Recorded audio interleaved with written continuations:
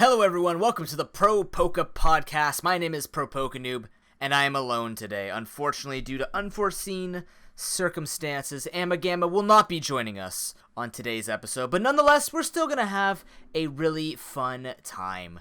Today is the Pro Pokeball Season 5 Week 1 discussion. We'll be going over the 5 series that we saw in the first weeks of battles.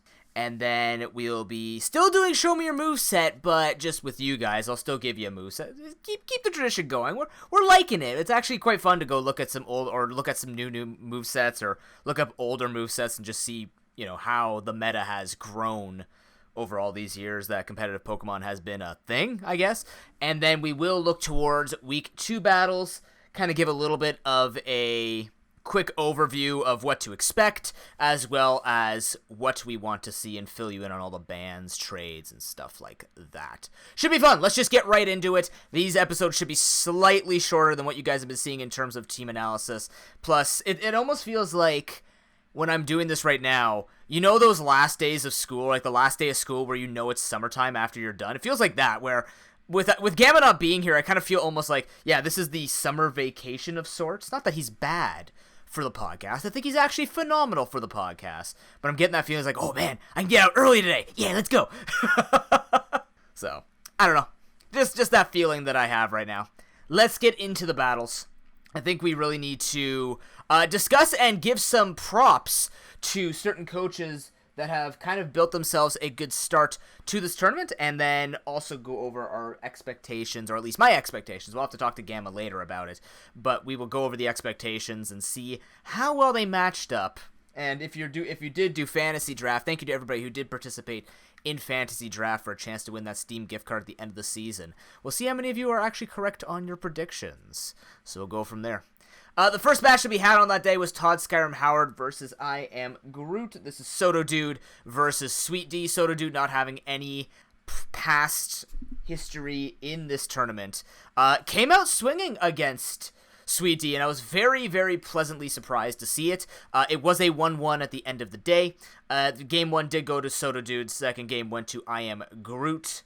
And really, you know what? It was kind of the expectation. You could see that Sweet D generally had control over the entire battle. But Todd Skyrim, they were not necessarily making odd plays. There is evidence of experience with competitive battling, so that's always nice to see. And obviously, if you're coming into this and this is your first time doing this type of draft tournament where you have to have subs and everything else like this, I think he did really well. I'm really excited to see what Soto Dude is going to do in this tournament against other competitors, considering he had to start off his Pro Pokeball experience against one of our best and a former champion. That was a pretty good display. To be fair, there was a bit of hacks. Unfortunately, again, something about Sweet D and hacks go together when it comes down to winning anything, but there was a bit of unfortunate hacks. You could also say that the plays that were made were not odd, but kind of he was. I want to say that he was kind of forced into a position where he had to make some plays against that Xurkitree, especially. The Xurkitree getting up to +6 wasn't the worst. It's the fact that the Xurkitree got away with some kills, and the burn onto the Crobat really did him in the end. Really, like the burn did cost a fair amount, because after doing some damage calcs, the Crobat would have gotten the kill on the Weezing, I believe it was, or something of the sort. But nonetheless, I think that it was a very good series. It was one of the better ones of the day for sure. It looked very good.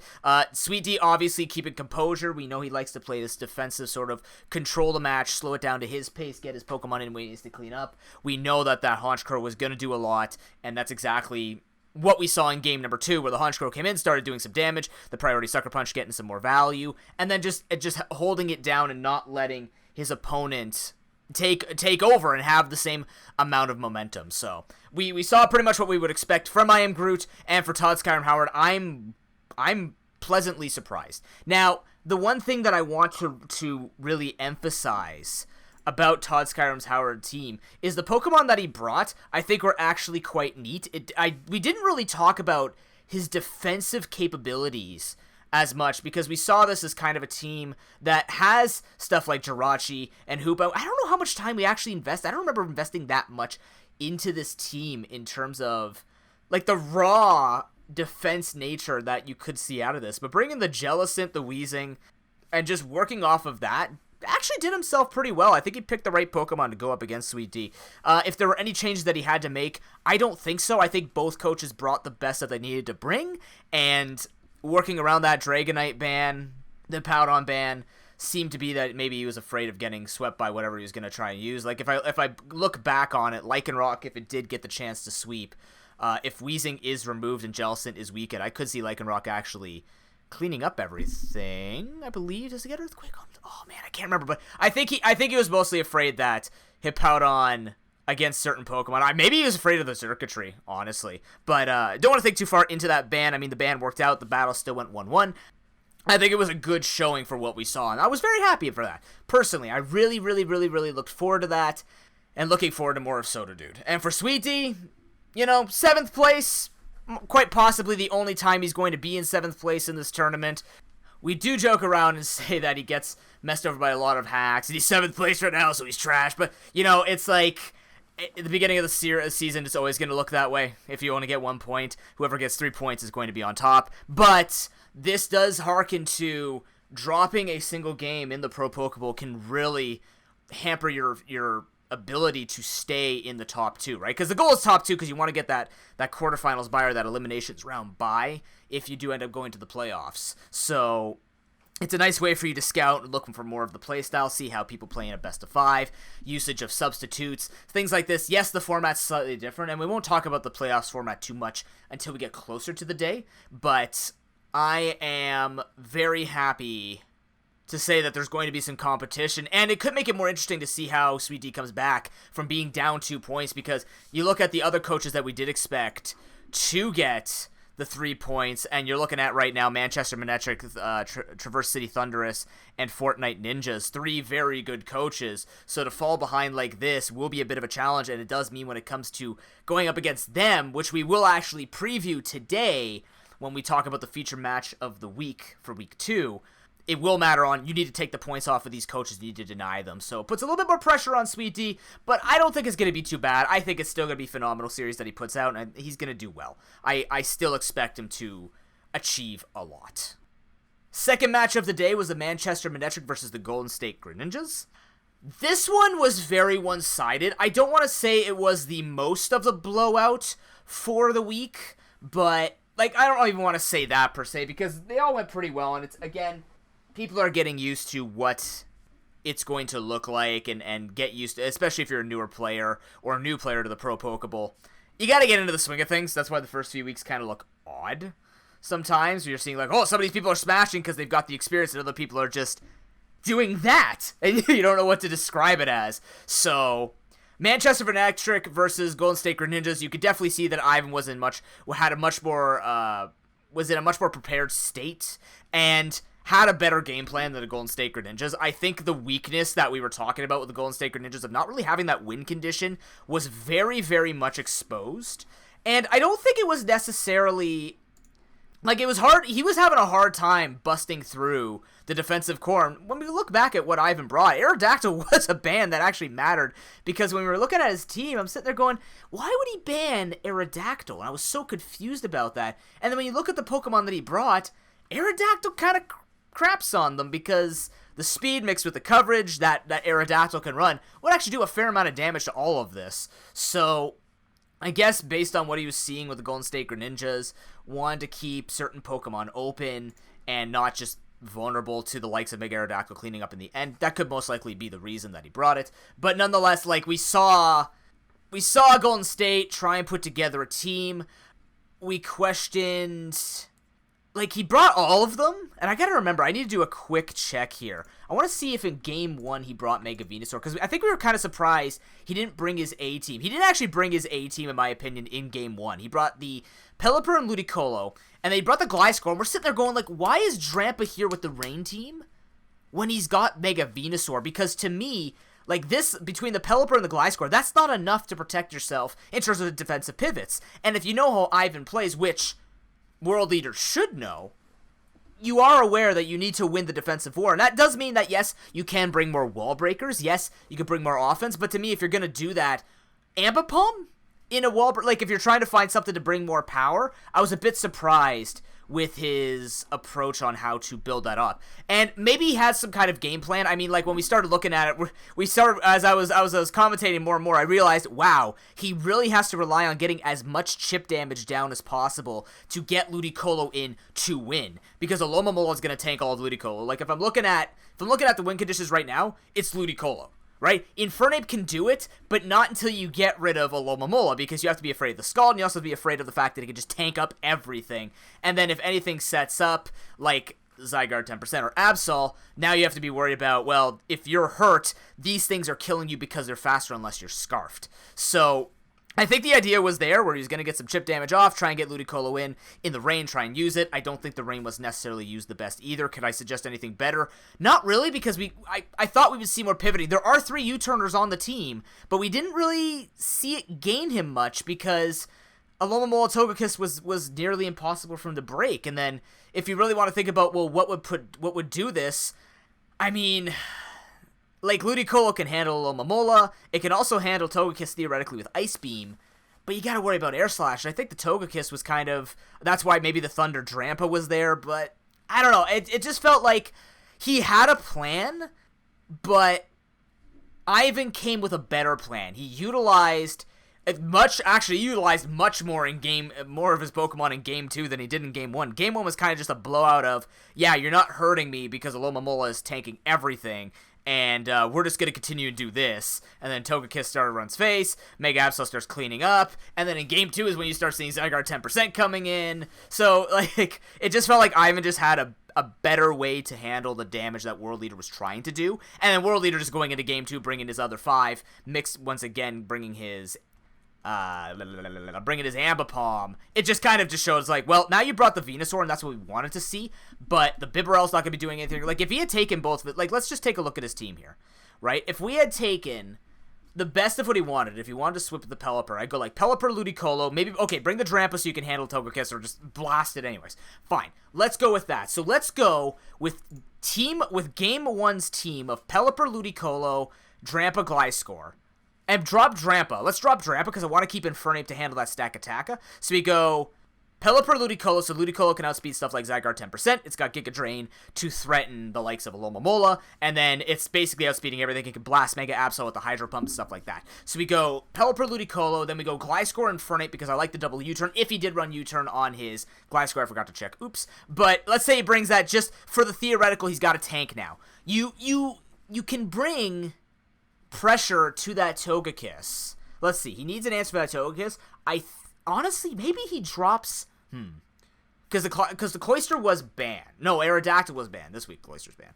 But Aerodactyl was banned, so he didn't want that Stone Edge. I'm pretty sure it was for the Togekiss, because then Stone Edge, Mega Aerodactyl would just dumpster Togekiss, right? Or the Rock move would just dumpster him. So, to find the answer to that... Cloyster could have done it, but then you have so many water on your team, which should be a big deal. But, I mean, I was surprised the Empoleon didn't make it. Maybe I would favor the Empoleon here, and then bring Flygon? Because then Flygon hopefully has, yes, you get destroyed by Moonblast, but if you've got Stone Edge, you're dumpstering the Togekiss after Stealth Rock. So, if you bring or you could even just threaten with Infernape having it, or like even Thunder Punch works here, for the love of God. But this is not to rag on World Leader, but I do think that he did show how all 11 Pokemon were built, but if he had put the Empoleon maybe in, because then Empoleon just sits here and says hi, and Togekiss can't do anything to it. It can flinch it, it can paralyze it, sure, but you're not doing much to the Empoleon. So I think the Empoleon would have actually been a decent amount of pressure here for him to try and manage, and even knock off support to take away the defensive capabilities, because the one thing that Ivan heavily relies on, and this is why I kind of place Ivan on a teeter-totter, is because when his defensive core looks great, he looks phenomenal. When his defensive core is abused or destroyed, Ivan collapses, right? Because his team heavily relies on him getting those great defensive pivots. Similar to Sweet D, except I find that Sweet D plays around a little bit more, so if he's going to fall, he knows, he has a little bit better knowledge of being able to know when to sack off Pokemon, or when certain Pokemon have finished their job, where I feel like Ivan gets a little more walled and set up on. But, I mean, that by no means makes him less of a knowledgeable player when it comes to making his defensive core works, and when he drafts a really strong core that works for him, this is when he looks at his prime. So we didn't really get to see Ivan totally exploited because the wall wasn't broken. You didn't get through what he had. And as a result, it was like, well, Golden State Greninjas, I think, have great pieces to a team, and now we just want to see them all together, right? Maybe he runs the same 6 and brings 1 or 2 subs that are going to matter and just builds the other 3 just in case. But I do think that World Leader will learn more about what he's drafted. Hopefully some trades might come in if he wants to make some suggestion or make some switch-ups, try and get more flexibility. But really, I do think that he kind of brought 2 different teams, and if he had just brought 1 super team, might have actually stood a chance to even take 1 game off of Ivan. And then it's a very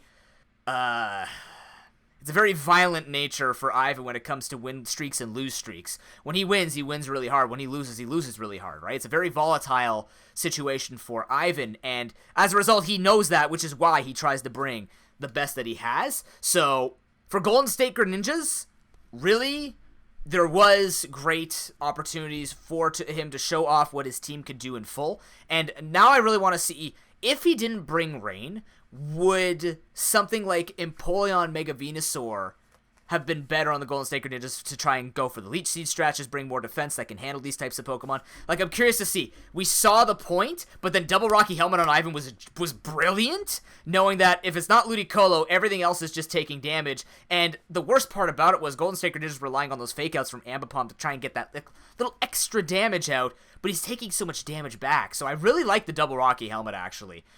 Expecting maybe something like the Cloyster to even come out against and be like, yeah, okay, you hit us, but then again, they're not making contact, so I guess it wouldn't be a big deal. But nonetheless, the ideas were there, and I liked it, and it worked. So Ivan took the 2-0 on the week and walks away with 3 points against the Golden State Greninjas. So I'm hoping World Leader finds that good synergy and just brings more of that power together, and then, because I honestly think his team has a lot of pivot power. He has a lot of things that can be built to supplement or strategize around what the opponent brings in Game 1. So, his team to me seems like a Game 2 type of takeover team. Maybe he's not going to bring the strongest thing in Game 1, but Game 2 he could definitely make good switches with good team building and just come out firing harder and at least take those points off. Because at this point, going 0-2 in the first week sucks, and losing any points sucks in the Pro Pokeball.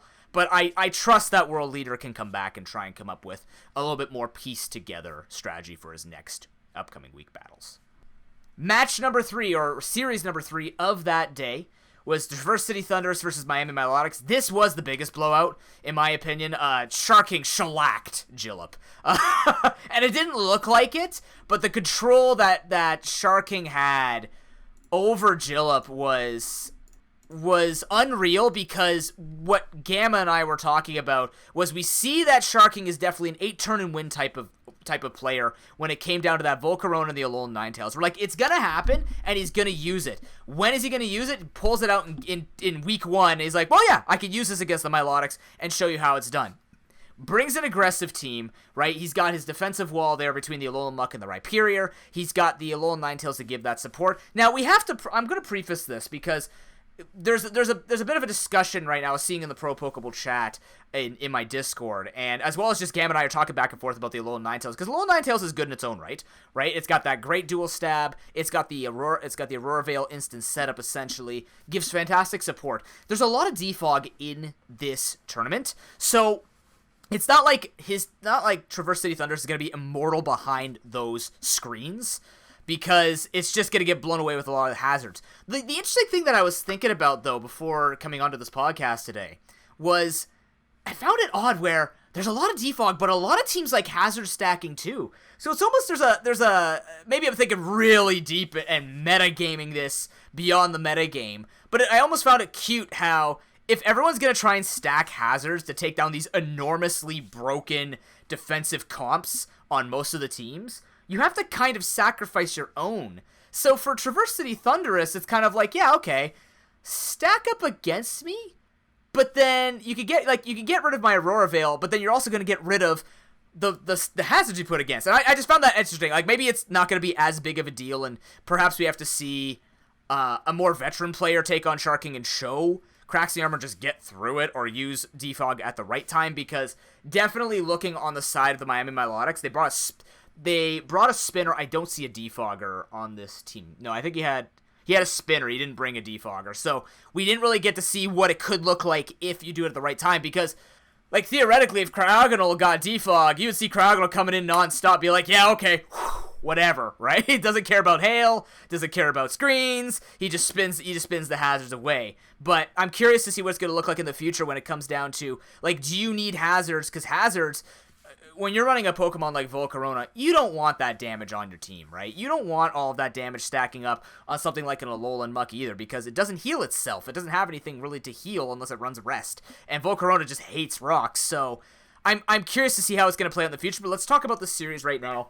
It definitely looked like the Miami Milotics had a team that was going to do stuff, but I don't think he played it out as best as he could. Traverse City Thunderous literally did the strategy we're going to talk about, where, especially against maybe middle-of-the-tier players or below, where he just goes, yeah, I'm going to set up at the right time. He's not going to be a guy who just always leads Alolan Ninetales, sets up the screens, and then tries to go into Volcarona and win, right? If he doesn't see that he can win, which he couldn't because he was looking down the barrel of a Waterium Z Manaphy, and as well as followed up with a Choice Band Diggersby, though, it was like, okay, he's going to find the right time to pop the Aurora Veil and just get in. That's exactly what we saw. He used his offensive pressure, had really bulky Pokemon, Rhyperior and Alolan to soak up the hits, deliver the damage. He had a Choice Scarf Serena to just basically say, yep, priority is a big deal, and that shut down Diggersby quite a bit because you want to rely on the huge power quick attack for some late game finishing off. And really, it was just like, we saw Miami Milotics doing damage, but then he didn't build up the pressure. He didn't keep the momentum because, again, Sharking just had the right switch-ins. He wasn't like, there wasn't a lot of damage coming out. And honestly, in my opinion, the most awkward exchange in this entire series, not even game 1 or game 2, the entire series, was the Ferroseed and the Rhyperior. Sharking, brilliant to bring Fire Punch to handle the Ferroseed, or just to have that kind of coverage to do it instead of relying on Mega Horn. The odd thing that I saw, though, and I respect it using it once, but then using it after that nonstop, especially in Game 2, when Ferroseed was stuck in the hail and just taking chip damage, was Protect, right? Because, yeah, Protect's fine. Protect's an okay move, right? I don't care. Use it. Because it helps you scout, it's going to get you advantages in the right situations, you can get extra damage down on other people, whatever. You can stall things out. The other thing was, like, we noted that because you have a spinner, you can keep the hazards on the side of the Traverse City Thunderous. Maybe he had Rapids. I forgot, like I said, I forgot to check movesets. I kind of just jumped in and be like, yep, Gamma's not here, and hey, he can cover me when I forget a moveset. Oops. And then, yeah, now I'm alone. Anyways, he's got a spinner, so he doesn't have to worry about getting rid of his hazard stacking. Suicide Lead is Elf, right, which was answered in Game 2, but not really because he still played around it to an extent, still got the rocks out, tried to go for Boom or whatever. He did get the Boom off in Game 1 against Sharking, so that was cool to see, because I haven't seen Suicide Lead as Elf, because I don't play UU, but I just haven't seen it in a while. It's just always funny when it works. You see the amount of damage that Explosion still does.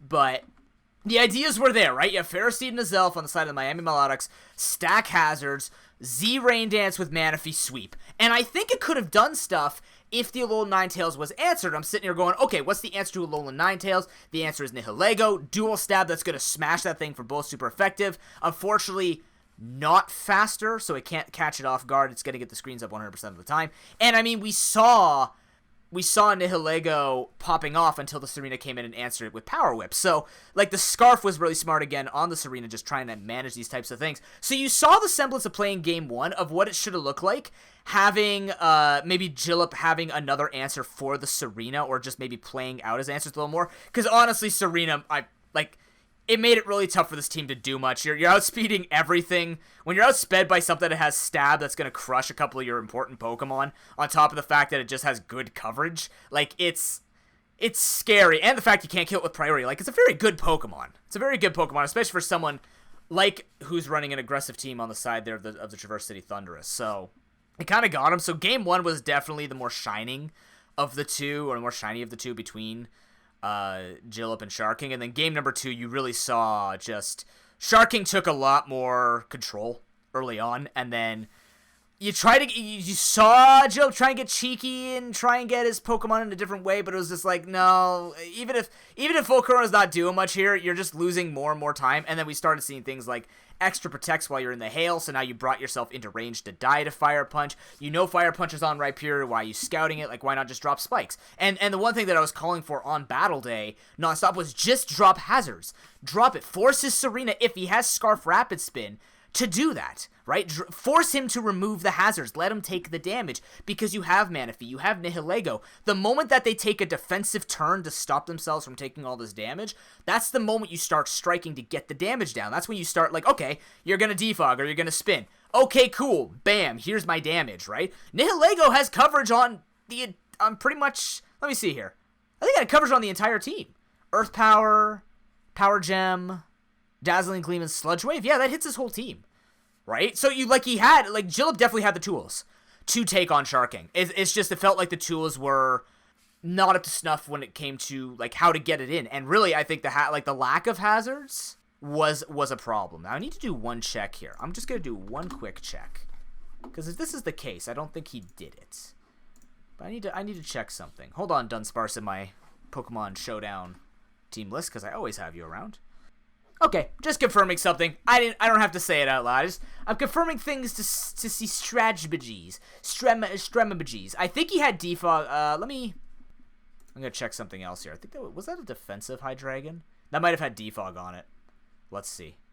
But even if he had it, I mean, just the fact you get that extra turn to hit or threaten, that's what I wanted to see.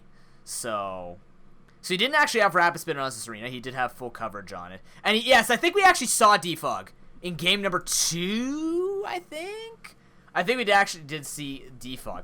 But nonetheless, like, my point still stands where you force them off balance like that, because again, with an aggressive team, the moment that they're not being aggressive or they're not pivoting to gain that advantage, in my opinion, that's when you start really winning, right? It was a Life Orb Hydreigon with defog. Yes, it has Roost, but again, he's not attacking. You keep attacking. That's how you take over this sort of team. And if you catch them, where they have to switch into things to take hits, well, it's like, yeah, okay, I really don't want to send in a Pokemon to defog when I've got Manaphy staring me down where it's about to Z move, right? Like, both times we saw Hydro Vortex and OZ Rain Dance this time, but still, it just felt like Sharking got away with more of his game plan than Jill did. So now the question becomes, what will the Miami Melodics do in the future when it comes to how they manage this? I should stop switching between their names. That might confuse people. I don't know. We'll figure it out. Whatever. You know what? You guys know who's who. You're definitely looking at 7 documents like me. Listeners aren't lazy. They've got like 7 screens attached to them. They're just walking down the street, listening to the podcast, listening to it on YouTube or any other platform this has been put on by the time you listen to this, sometime 20 years from now. And you're just like, yeah, no, yeah, oh yeah, let me just pull up my app. And, oh yeah, now we have holographics of, oh yeah, if I just poke Hydreigon, I can just open up its entire moveset from Gen 7 to, what would that be by then? Gen 23 or something like that. And, it's whatever. Yeah, no, it looks pretty good to me, noob, right? Yeah, totally, no. But nonetheless, Sharking had a great advantage in that series. There's not much more to add to that. So, really, we'll have to see what Sharking could do with this sort of strategy going in, and I think he might have more of his hand forced, but I still think he'll be able to play it out nonetheless. Las Vegas Golden Lucario's versus Ice Cold. This one was super interesting. Very, very, very interesting. It was a Trick Room team that we wanted to see, and it was Coma's team we wanted to see. Las Vegas Golden Lucario's Coach Coma, Ice Cold Coach Initiator. It was a frustrating game to watch, and the only reason why it was frustrating was it's because Coma should have 2-0'd. Scizor had 0 answers outside of Slowbro with Flamethrower. Now, depending on what he did bring the U-turn Scizor, so he did bring a very standard Scizor. It was a non-Mega Scizor with the Mega Lopunny. So the team that Coma brought was good, right? It was actually good, had the advantage, except for one thing which we saw come out in game number 2, which changed the tide for him to actually take advantage over Inish, and that was the Kofagrigus. I was very surprised in his first team. Let's actually just pull up game number 1 here. I want to take a look at the team that he had, because when we see Trick Room, right, we talked about Trick Room in extensive amounts when we're on the draft day, right? So the things that you want to see from Trick Room are self-using Trick Room. So you want Pokemon that can use Trick Room themselves and dish out a bunch of damage, because Trick Room in singles is much harder to use than in VGC. So as a result, you have to make it work for 4 turns, right? It's more particular than something like Aurora Veil or even Tailwind, because Tailwind, anybody can make use of speed, right? The more speed you have, 99% of the time you're going to get more value out of that. So for Trick Room, you're really looking at it has to go perfectly. Your game plan has to work exactly the way you want it to work. Inish had that specific strategy. He brought the Kyurem. He had Pokemon that are fast. Like, I'm still surprised he uses Mimikyu as I've never realized how fast Mimikyu actually is. But it still uses Trick Room because it can still get kills here and there. But nonetheless, Crabominable, like, if we just look at his team, Ferrothorn, Slowbro, Mesprit, Crabominable, Mimikyu, Kyurem, right? This team dies to Scizor, and the worst part about it in Trick Room is priority, right? So priority is going to beat Trick Room all the time, and it sucks. So it sucks to see that happen. And what Golden Lucario's brought was Snorlax, Klefki, Mega Lopunny, Scizor, Roserade, and Claydol, and I'm sitting there going, I wonder what it would look like if he just brought a bigger, fatter team that could abuse the Trick Room itself.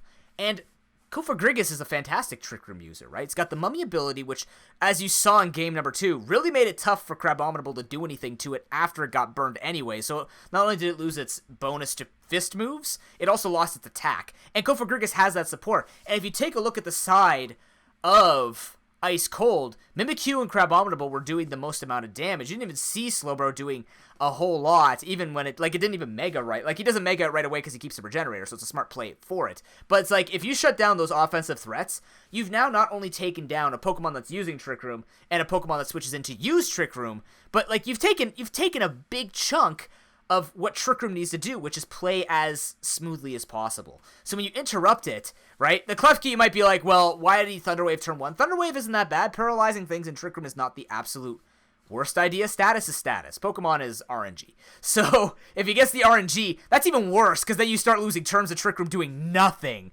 despite the fact you may have a plan. But getting it's what Pokemon you give to what status. And I think super statusing a Trick Room team just causes even more problems than it already has with being in single format syndrome, right? So, but if it was a Mega Scizor, it would have had the extra firepower behind it, but nonetheless, the Mega Lopunny, I think, still did a fair amount. It handles the Ferrothorn, which means, like, in this team, Ferrothorn and Slowbro are the problems, so if you have Mega Lopunny handling the Ferrothorn, and then Scizor still has U-turn, which can hit it neutrally, and then it also hits Slowbro for super effective. You punch the Mesprit to death, you punch Crabominable to death, Mimikyu to death, Kyurem to death, right? So all of these answers are there. But he brought the Claydol. I'm like, why is Claydol in there for spinning?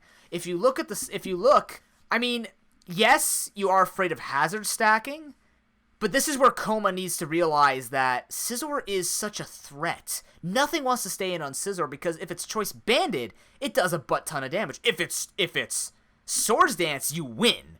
Because now it's like, okay, Ferrothorn, yeah, hit the Scizor. Like, literally, touch the Scizor to see what happens if you don't have Hidden Power Fire Ferrothorn. Don't do it. But if you don't have a fire move flying at Scizor, whatever Ferrothorn's going to do, it's setup fodder, right? Mesprit, I don't think it gets Flamethrower. Like the normal moveset doesn't run a fire move unless it runs HP Fire, but even then, like, it doesn't matter. He's got priority. Once he sets up, you're going to die. U-turn is going to wreck you. So, if he's living, you're dying. And that's why, like, in Game 2, you saw it go in the Golden Lucario's favor, because he's just like, yeah, okay, well, Scizor's left, and he didn't really play to get there, it just kind of happened, and then we're sitting there going, oh, yeah, wow,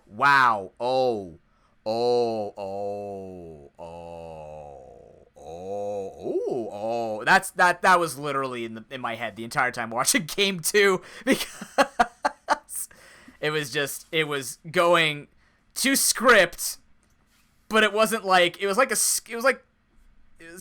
script that got rejected by every director ever, you know. It looked good, but nobody wants to produce it because the person who wrote it didn't even know what was going on. So, really, it was Ice Cold's match to lose, and lost it in Game 2. Frankly, I think the Kofagrigus really put it over the edge. The fact he wasn't getting one shot. I like the fact that in the second game, we just saw more hazard stack. It's like, okay, he doesn't have a defog, or if he does, you're stacking hazards anyway. Just stack hazards, make something take a bunch of damage, because if you're going to make them switch in to use Trick Room, that's the incremental damage. That's what we're looking at. Constantly put the pressure down on them. And that's what we saw. And then Snorlax, funnily enough, you got Scizor and Trick Room, which is cool, because it does help with outspeeding certain things using the U-turn. Snorlax in it, Kofagrigus in it, and it would have been even better if Kofagrigus was running 0 speed IVs, but that's like, you really have to think about that. You have to read that Ice Cold, first of all, is running Trick Room, which is as plain as day, but if you ran 0 speed IVs with that, it would have actually even moved ahead of all the other threats and just continuously put down pressure with stopping things from hitting it. And then in the second game, you also saw Yanmega come out from Ice Cold, which was for defogging, if I remember correctly. This is not a singing podcast. Sorry. Don't ask me to sing. I don't like singing anyways, so.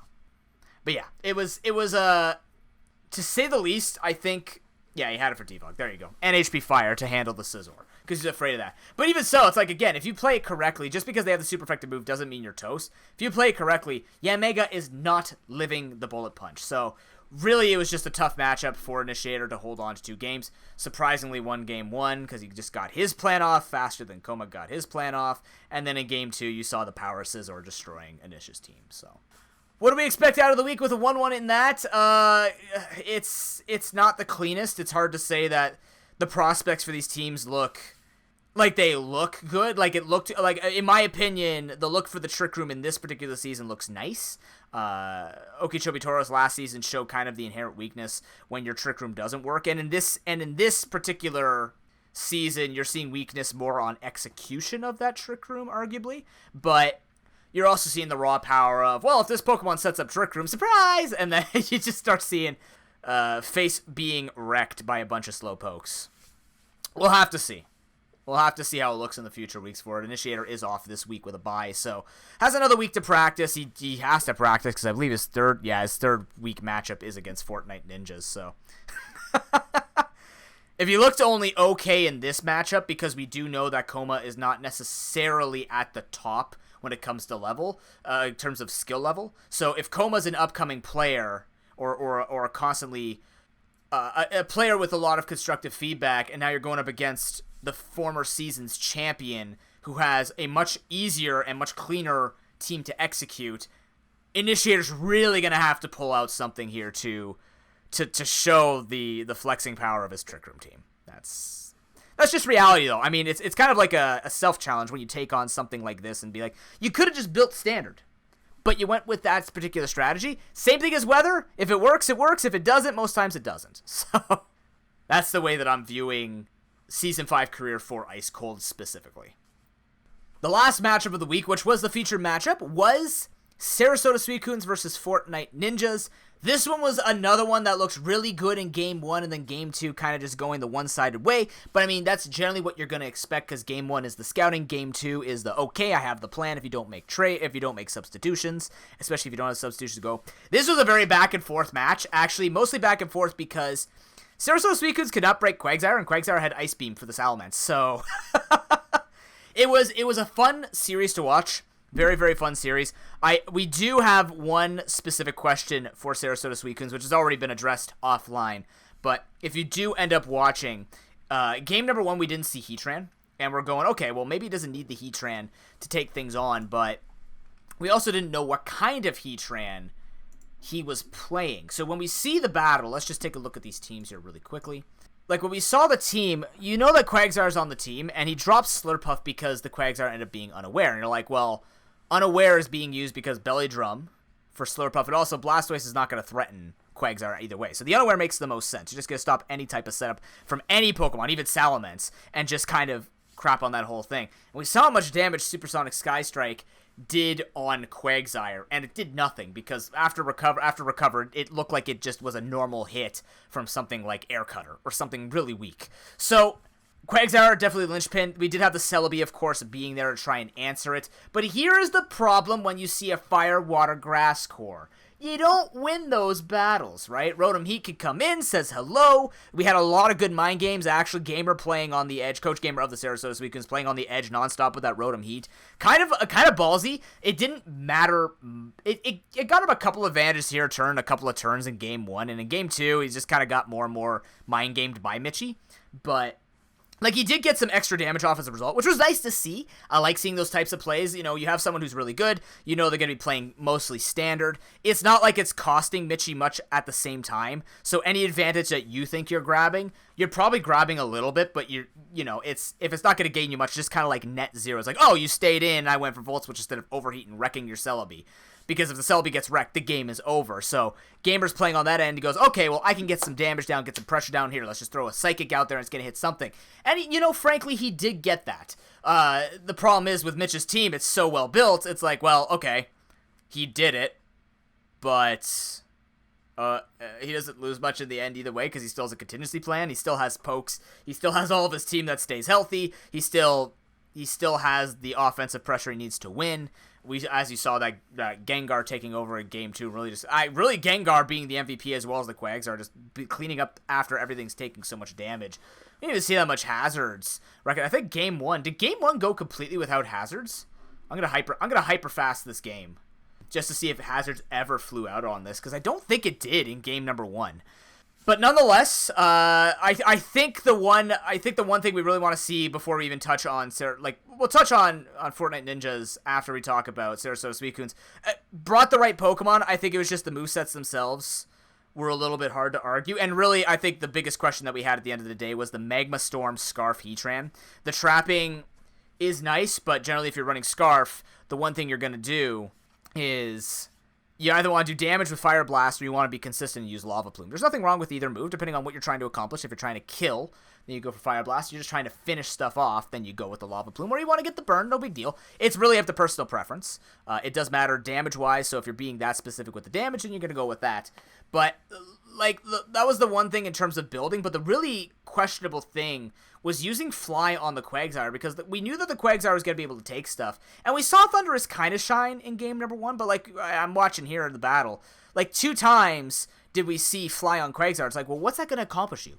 You're trying to do damage, and really, at the end of the day, this is why if you're going to have to play around trying to beat that kind of Pokemon, you need to find a way to pivot your Celebi in nonstop. And, obviously testing to see if it was going to be... He was running out of options near the anyways, but testing to see if it was unaware of Quagsire. So he got there in the end. But it was just kind of unfortunate. Actually, Gengar even wrecked game 1. Wow.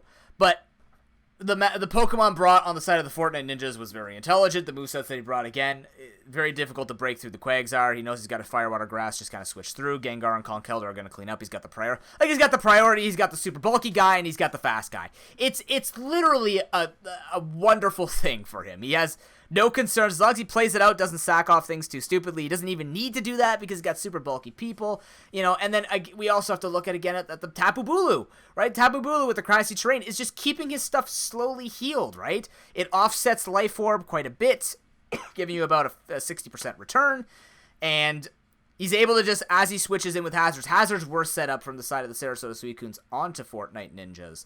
But if your Pokemon are healthy, okay, you just put up grassy terrain. As long as you're touching the ground, which is the only advantage that Gengar now gets in Gen 7 losing Levitate. But it's just, you have this healthiness, right? You've got this Pokemon that does a bunch of damage and stays healthy, and Bulu wasn't even the star. The only thing that Bulu really was doing was threatening with Mega Horn, right? So it kept the Celebi on its toes, and then you also have Rotom Heat keeping Celebi on the toes. So as long as Quagsire was okay, everything was fine. So Mitchie never really lost advantage in either match.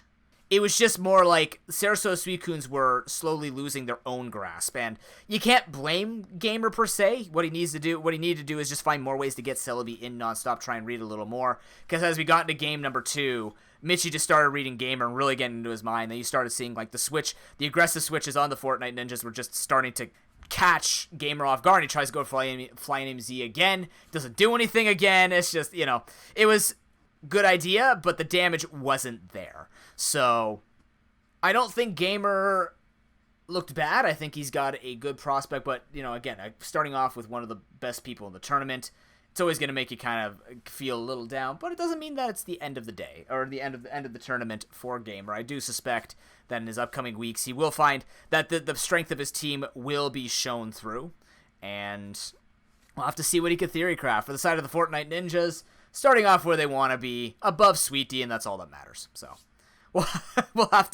we'll see how much he can keep it going forward, because at this point, you know, the Pokemon that he has looks phenomenal, and with the trade that we're going to talk about after Show Me Your Moveset, he's just slowly building a bigger arsenal of destruction. So yeah, you know, it's going to get interesting.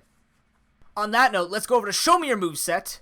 I have a nice moveset for you guys. Gamma and I were both tied at 9 apiece. We'll return to that when he comes on for his next episode, but for now, let's grab you that moveset, and let's see if you can guess it. The way this works is I give you the tier, I give you the moveset, the item, the ability, stuff like that. You try and guess it based on that information, and if you get it, awesome. Brownie points to you. Are you going to get brownies at the end of it? No. Sorry. I'm not a baker, I'm just an eater. Here we go.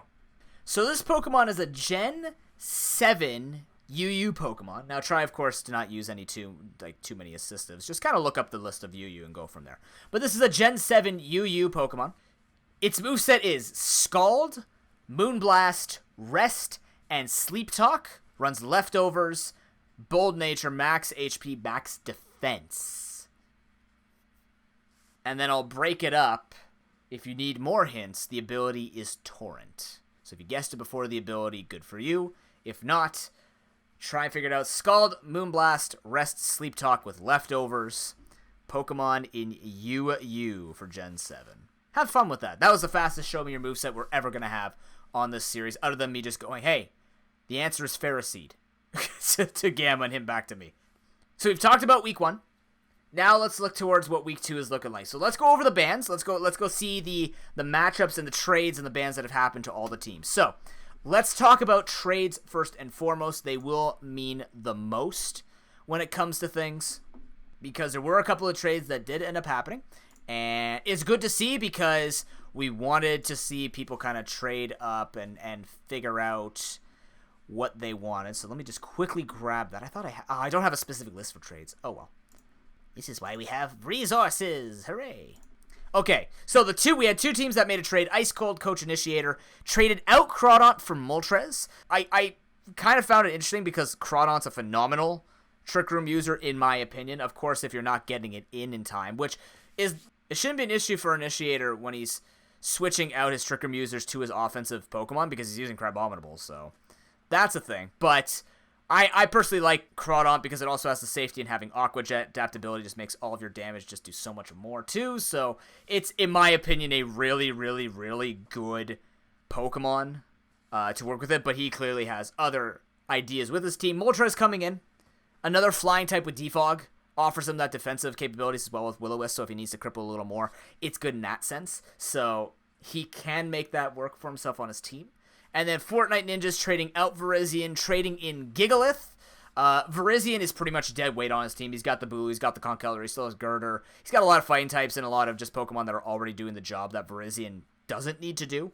I don't think Virizion was going to gain him a lot of pressure. I mean, when was Virizion picked up on his team? Let's take a quick look here. Virizion was picked up on 4th rotation. So, just his NURU answer to his Gengar. So, like, after he saw that he got Conk and Girder in the next pool, and he had Bulu in the next pool as well, it's just pretty much Virizion is dead weight to him. So, just more options. Gigalith does offer a fairly good defense. It offers him some of that chip damage with Sand. Also, Custap Berry is available, which is wonderful because that means that you can go for the Stealth Rock Explosion strats again if you wanted to, another suicide lead of sorts. But, I mean, Gigalith really hurts if you do want Rock Blast, Stone Edge, something like that flying out from it. So, it's not just a Stealth Rock user that you would expect. It can do a good amount of damage if unchecked. And, yeah, I mean, there's not really much more to say about that. Just, again, he's just giving more coverage, more options to throw defensively or offensively if he wants another hazard user. So, I'm all for it. And really, Virizion was dead. So, awesome. Those are the trades for going into week 2. The bans going into week 2. This was interesting. So, The matchups that we have, let's talk about the matchups before we talk about the bans. So the matchups that we have are, we're going to be starting off with our featured matchup of the week, which will be I Am Groot versus Manchester Manectric. I Am Groot lost their Superior. Manchester Manectric once again loses their Kieran Black. After that, it will be the Golden State Greninjas versus Traverse City Thunderous. Golden State Greninjas lost their Cloyster.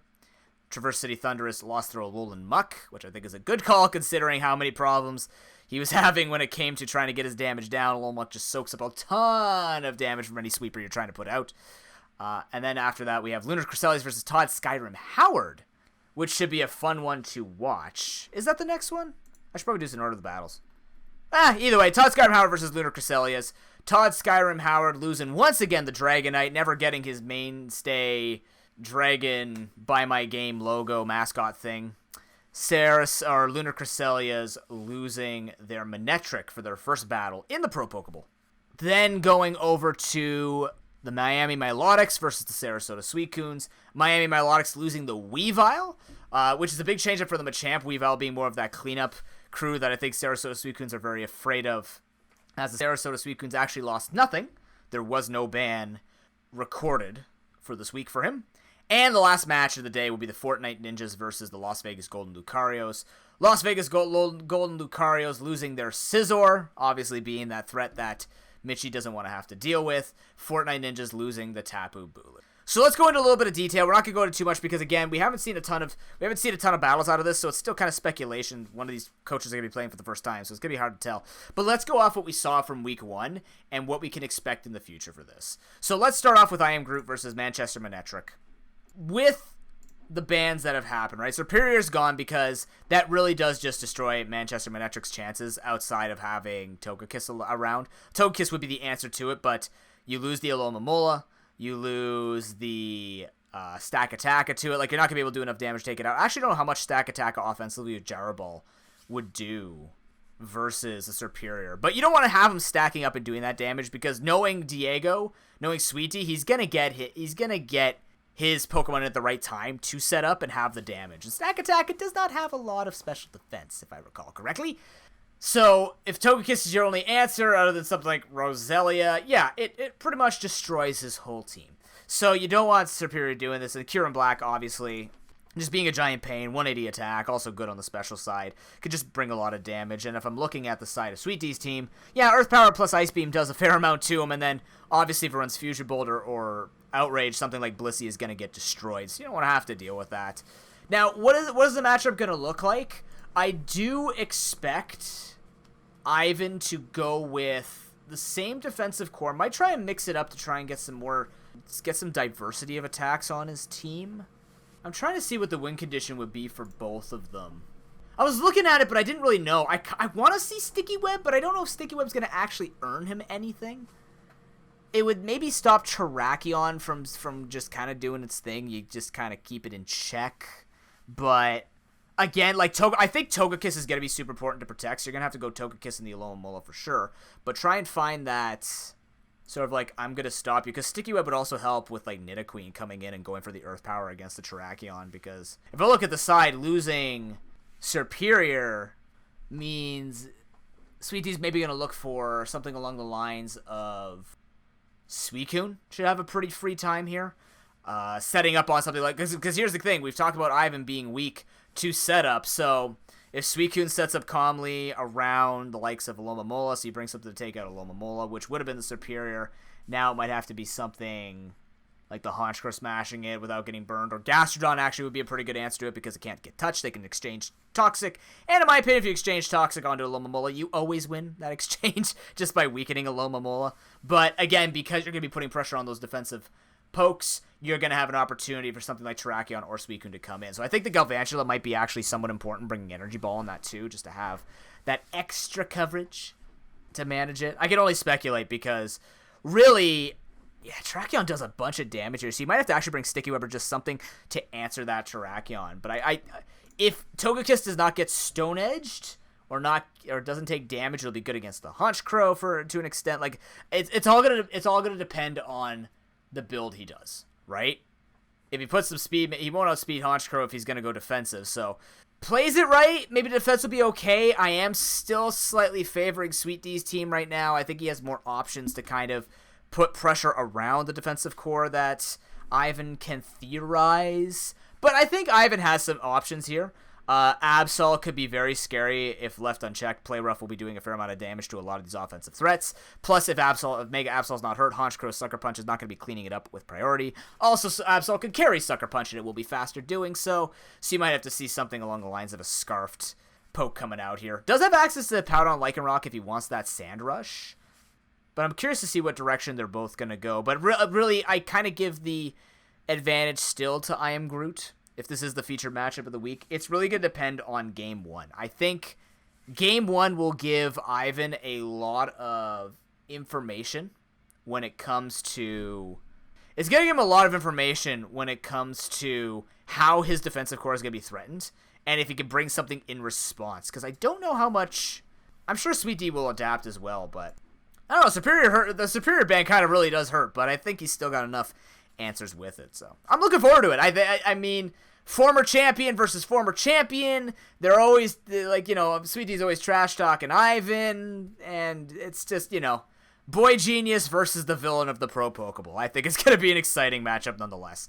Golden State Greninjas versus Traverse City Thunderous. This one's going to be interesting. I think Volcarona does have to worry a bit if Pelipper Ludicolo does make an appearance that is not set up well. The nice thing here is at least you can answer the Hail. He does have a Pokemon to answer Hail with in the form of Pelipper, and it doesn't want to take hits from Moonblast to Alolan Ninetales, but at least you can stop the chip damage and kind of get your offensiveness on the way. In terms of Pokemon that are gone... He's lost his Cloyster, so he can't set up on the Traverse City and just start going to town, because actually Cloyster would have done a fair amount of damage with all of its moves. Actually, it does a lot of damage to a lot of his Pokemon, so it's a good call by Shark King to get rid of that Cloyster. Shell Smash would have been very problematic. And then losing Alolan Muck on the side of Shark King is, again, you have a lot of special attackers that are trying to clean up house here, and you're not going to get it free. Alolan Muck destroys Ludicolo, which might already signal to me that in Week 2... Greninjas are going for that Ludicolo play, like he's always going to be bringing that combination. I kind of... Let's see. How much does it do? Hurts Volcarona, hurts Kabutops, Dodrio, Starmie, Serene. So he's got a lot of Pokemon he can smash with Ludicolo. So if he now brings that kind of similar team that we were talking about that he could have brought in Week 1 against... Wow, I just blanked. What happened? Whoa. If he brings the same team... Oh, I guess Ivan. There we go. So if he brings... now he's got a less defensive opportunity. He's got more of this offensive team that's going to be trying to go. So if he gets that window where he could do the damage with Swift Swim, he could do a lot here. I think he could do a lot. And what Traverse is going to have to do is get that Aurora Veil up ASAP and really make good use. Because what's his defensive core going to be without Alolan Muck? Maybe, I don't know, this is going to sound stupid, like Assault Vest Alolan Raichu. I don't know if that's even a thing, if it should ever be a thing, but Ludicolo does a number on this team. So it's going to have to be a much more momentum-based, like, get this Pokemon in, take the hit, and then one-shot Ludicolo. Because he does have Pokemon that probably could do that. Let's see, Alolan Ninetales will be able to switch in okay if it's got a little bit of coverage. Also, the fact that it'll switch in and set the Hail back up, so Swift Swim, as long as Alolan Ninetales is up, you just get rid of the Swift Swim, tank it up, it takes chip damage, plus if it's running Life Orb, it's going to take additional damage from attacking. You get the Aurora Veil up, and then suddenly Ludicolo has to retreat, and because we don't see any Wish Passers on the side of the Golden State Greninjas, let me double check that before I eat my words. Yes, there are no Wish Passers on the side of Golden State Greninjas. Any hazards and any damage that he's taking on something like Ludicolo to sweep house is going to be problematic. Losing 16% a turn when you need to sweep with that thing, when he's putting up a wall that's literally difficult for you to take down, it makes it a problem. So we might see a little bit of a weather war here to try and just keep that rain up, keep the defog going. Try and keep an offensive momentum. I think World Leader could do, if he plays it out well and he builds correctly, I think he can give Shark King a run for his money. I think Infernape does a few things here as well. Maybe a Scarfed Infernape or something, because Thunder Punch Close Combat's actually looking not too bad. Takes out a few Pokemon. Infernape has a pretty wide moveset it can use, and it also has a wide amount of movesets that it could just items that it can use. It could be special, it could be mixed. There's a lot it could do. So let's see if Leader can get creative against Sharking. I think that's how you win this. Not like Ancient Power, Chlorophyll, Tangrowth versus a Mega Charizard Y creative. I'm talking more of I think if he brings the right combination of Pokemon, he can soak it up. On the side of the Diversity Thundurus, keeping safe from the Ludicolo is going to be a big deal, especially losing that good, specially defensive Pokemon in Alolan Muck.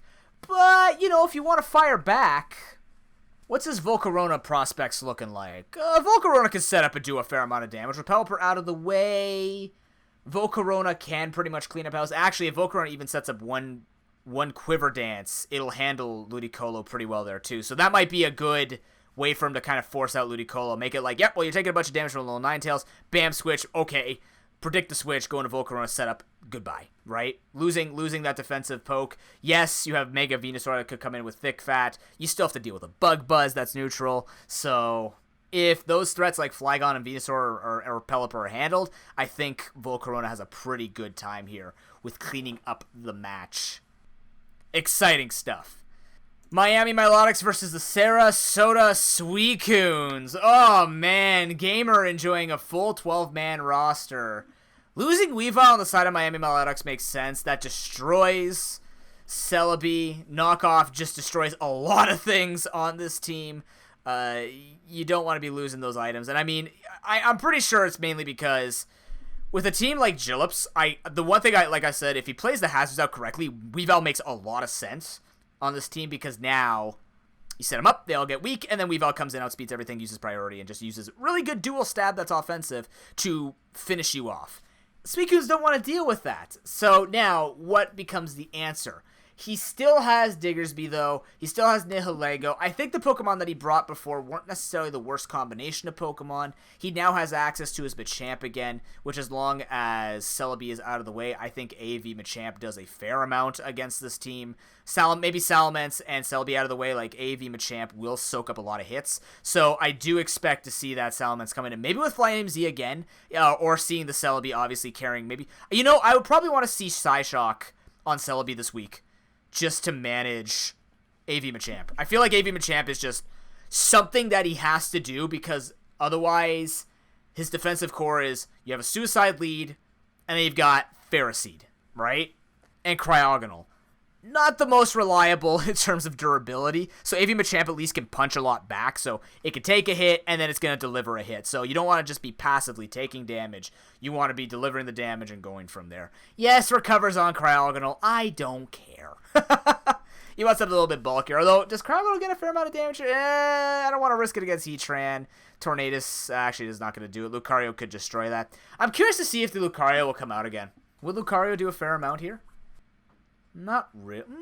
No, if Manaphy's here, I don't know. Oh, that's one thing I forgot to mention, by the way. That Jillip didn't build his Darmanitan to be a usable Pokemon last time. And I think Darmanitan would have did a lot against the Diversity Thundurus. So I'm curious to see if we're going to see him have a roster ready to go, or subs ready to go. Because if he doesn't bring Substitute, then he's running off what he builds just to battle. And really, like, Darmanitan would have done a number on Sharking. And does it do a number here on the Sarasota Suicunes? Yeah, kind of. It does handle a lot of Pokemon you'd be afraid of with his own pokes. Rock Slide, Earthquake, Flare Blitz. Yeah, it puts down on like some of the OPs that are on the side of Gamer's team. So it's gonna come down to what he builds. Really, if Jillip builds a solid team that just keeps Gamer on his toes, and if you saw what happened with Fortnite Ninjas against Gamer, eventually Sarasota Suicunes just got run down. They couldn't do enough damage. Now, there's no unaware Pokemon on this. There's no truly incredibly bulky, annoying Pokemon on this team. So maybe he'll get away with more of the damage and he'll stick more. But if Jillip puts down as much offensive pressure as Gamer's going to try and do, I think, you could see him take a game or both off of him. Manaphy, yeah, Manaphy could do something here. Z-Rain Dance can help him clean up some of the scraps, because I don't think Celebi's going to kill with Giga Drain. I think Ice Beam will do a lot more. So Celebi is also a big threat as long as maybe Blastoise is out of the way. This should be fun. That's actually kind of an even matchup. It's going to depend on movesets. It's going to depend on the team building. If the team building doesn't go in the way of one person or the other, then you're probably just going to see the advantage because of that. I think this will actually be a matchup not just based on skill. I think it'll be based on the decisions in building. Todd, Skyrim, Howard versus Lunar Cresselia. Soto versus Tyler Poke. Tyler Poke's coming in. Love it. Let's see what he could do against Todd Skyrim. We saw Soto Dude is a decent player, and we saw Lunar Cresselia in the mock ProPokeBall preseason 5 was also a good player, and he actually ended up taking first place in that. Again, 2 hacks, but still played it out well enough that he was competitive to the very end. So Lunar Cresselia now is a team that they wanted to build, has the Pokemon that they want to use. Let's take a look at his team. We did talk about that double Mega threat that he could do. The Manectric is gone, so the Mega Pidgeot suddenly becomes kind of the go-to. But I'm really interested to see if this defensive capability on the side of Soto Dude is going to be able to take on what Lunar Cresselia has. Because Lunar Cresselia, was this the Wall Breaker one? No, this wasn't the Wall Breaker. This was kind of the pieced together team that we didn't really know what's going to happen. Has defensive options, has offensive options. Nothing truly dominant. It's more of a, hey, he's got U-turners, he's got Volt Switchers, he's got walls, he's got damage. So he's got everything, but there's nothing particularly oppressive when it comes to, oh, this Pokemon's going to destroy you when you look at his team. But if you look at it week by week, I'm just trying to take a look at this right now. This is why, Gamma, quick, take the camera yeah. Please speak into the lens so people can hear you. Go. You know what really, so I'm going to tell you this right now about doing a podcast. You know how my voice gets really sore?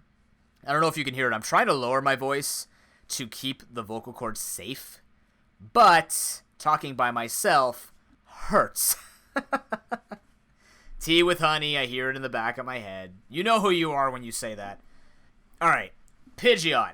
How much do you do to this team? The answer, it does okay. The speed's going to be nice, so that'll handle a lot of the physically defensive Pokemon. That'll be good to go with it. Answers to this particular team, Primarina looks okay here.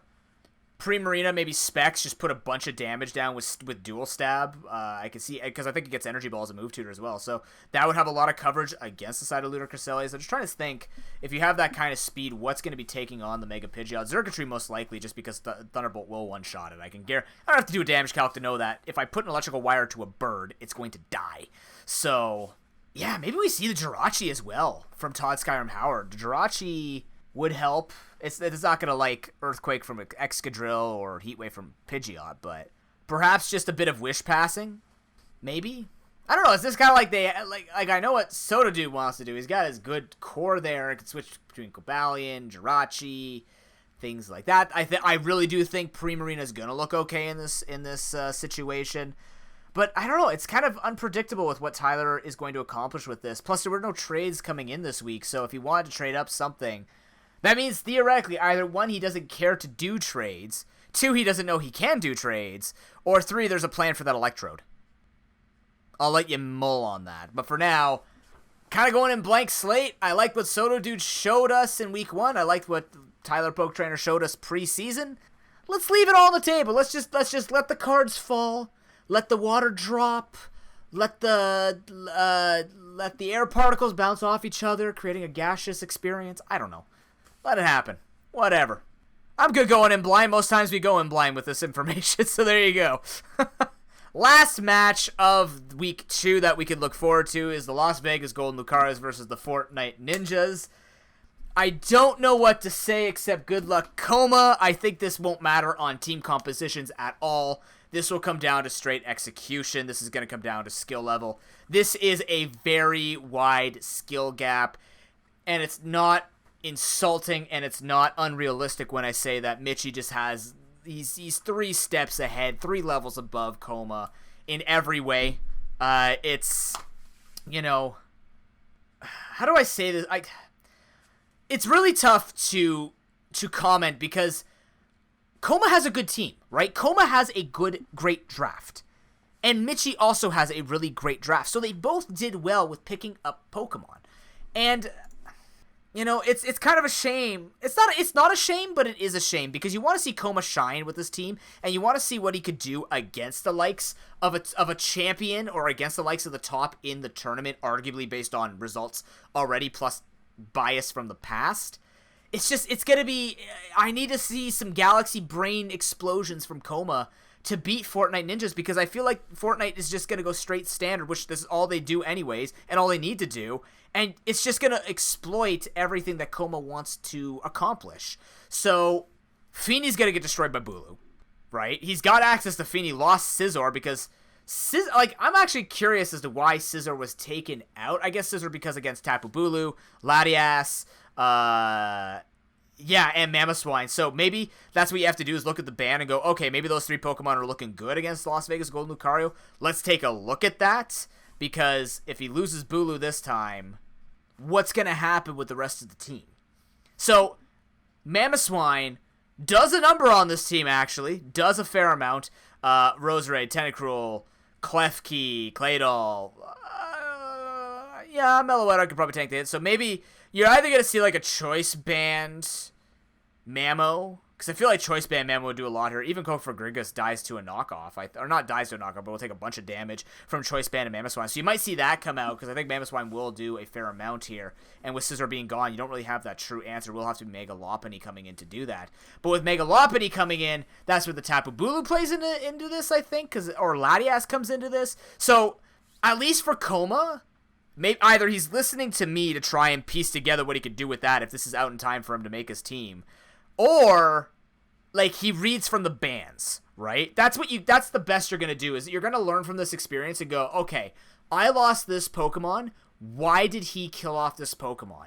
And if I figure that out, I know what he potentially wants to use, and I can read what's going to destroy me. And you might be like, well, Noob, this is what you do anyways when you build a team. And the answer is yes, but that's why I'm talking about a skill gap. So if you're reading the teams like that, you have to read like, this is a threat. This will destroy me. And what do you use against to beat that, right? So let's take a look at the side of the Golden Lucarios, and what can Koma use to his advantage? The silence doesn't mean I can't figure anything out. The silence means there might be a little bit, I want to say Meloetta. I do. I'm afraid of Megahorn, but it's not like he's getting, like, if he keeps Meloetta in on anything that has Megahorn or super effective hits, because Gengar can't use Shadow Ball. I can still hit it, but like AV Meloetta, is that a thing? Can we make that a thing? I feel like Meloetta, or, you know what, no, I'd still go Specs, because Latias will get destroyed by the likes of Shadow Ball if it tries to do anything to it, right? But then again, depending on what type of Latias, if it's Mega Latias, Draco won't be running Mega, will it? Either way, I think there's still some things he can run through here. I would be afraid of the Conkeldurr having guts for the Kofagrigus in case it tries to do it. Although Mummy, if it doesn't touch Mummy, it'll still get the burn. Maybe want that type of thing, but if it's running guts, it's going to run Flame Orb anyway, so it can absorb status. So maybe you do expect something like that. Like, this is how I'm building it in my head. He's going to have that status absorber. Quagsire is probably going to reappear because it can absorb all that status, can also put pressure down on the Klefki, and can scare off... Well, it doesn't scare off the Kofagrigus, but I mean, Kofagrigus, unless it's setting up, won't do much to it. And even then, if it's unaware, it doesn't matter. But you could also see it being water absorbed for the Feeney. I don't think he has to worry about the Feeney like that, though, because he has the Bulu.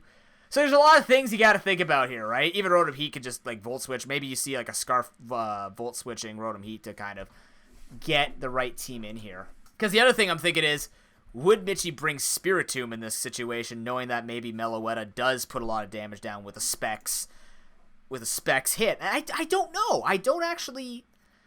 It's difficult because you want to think about it, but at the same time, it's like Mitch could probably play anything and still somewhat get away with a semblance of a strategy.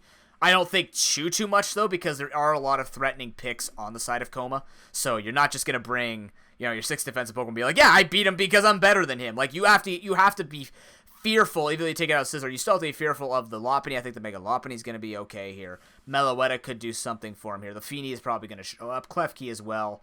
And then if you're looking for that answer to Mamoswine, that's where it gets a bit hairy. You get to find your way to get the damage down onto it, which at the moment is looking kind of sketchy. So maybe this is just lost because Mamoswine has a fun time. Hell, you could even run Mamoswine scarfed just to outspeed any threats and finish them off.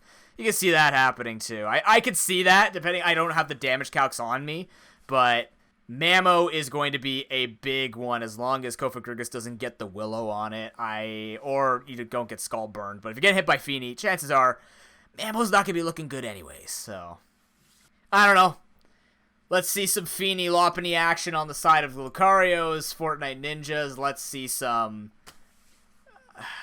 utter domination. I don't know what else to call it. I mean, I want to give faith. It's very difficult to. And that's not on the fault of Coma. It's more on the celebration of Mitchie's knowledge. And just being able... He's going to be able to dissect this and know what's going to gain that advantage. So, yeah. That's pretty much it. Week 2, July 31st, 7 p.m. Eastern Time start. You can expect to see all these battles and more analysis. You can find the ProPokePodcast each week. If you'd still like to check out my co-commentator, which is usually on here, just not this particular episode, you can go over to twitch.tv/AmaGamma, A-M-A-G-A-M-M-A, or you can go over and check him out on Twitter, or you can take part in the Team Pocket Aces stuff. If you look up Discord of Team Pocket Aces, you can find it there. And if you want to check out my stuff, twitch.tv/ProPokeNoob, you can see me commentating on there as well as doing other Pokemon-related content. Thank you very much for listening to this episode of the ProPokePodcast. We'll see you next week with the results of Week 2 and talking about Week 3 going into it. This is pretty much going to be the format for the thing. Let us know in the comment section if you figured out the Show Me Your Moveset, as well as any of your thoughts with what happened in Week 1, and maybe some of your predictions as what you might be seeing in this upcoming week. Thank you very much for listening. We'll see you in the next episode. Till then, take care, and peace.